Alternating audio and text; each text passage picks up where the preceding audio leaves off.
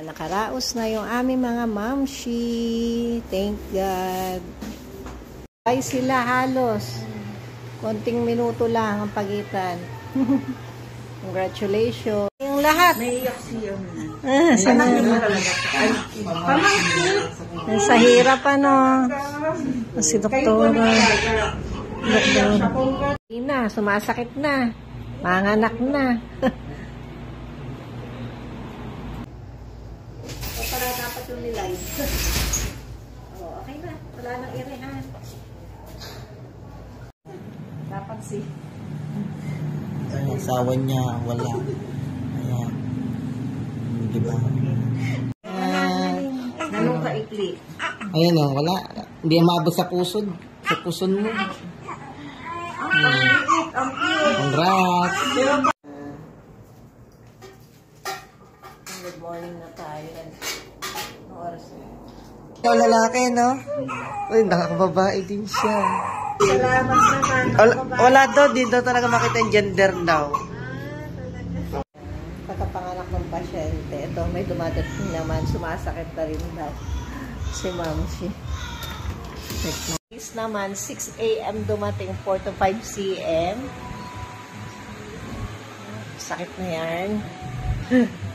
Nagsabay-sabay, masakit din. Sige. Puno tayo ngayon eh. Wait lang ay. Lecture tayo sa mga nanganak. Ano ba yung lecture na joke? Inaantok pa ako. Sige, lecture lang tayo. Yung mga baby, pagka-umaga, pa-arawan, ha? Siyempre, pinaka-the best yung vitamin D. At saka si Mami. Kaway-kaway. 9:06. Hi!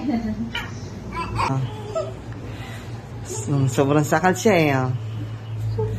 Sige, dilat na kadibo. 10:19. 10:19. Kaya pala hindi bumababa ng tuloy-tuloy. 27. Ayan, sige.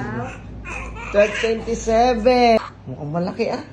Oh, sis ko po. Oh. Bilugan nga talaga ang mukha. May 12. Mother's Day pinanganak. Hello, Mami. Tinagano. Yung parang dandahan mo lang. Huwag mo bibigla. Pag may tigas, pag may sakit. No? Dandahan mo lang ang ire. Sabi siya, huwag mo lang ire. Baba mo yan mo. Baba mo yung pet mo. Relax mo lang, relax. Open mo itong hita mo. Namin ay 1.8 kilogram lang. Nilabas to sa bahay, ano. Tapos, dinala na rito for placenta out. Kaya eh. So, kailangan i-repair mukhang 4CS si Mamshi.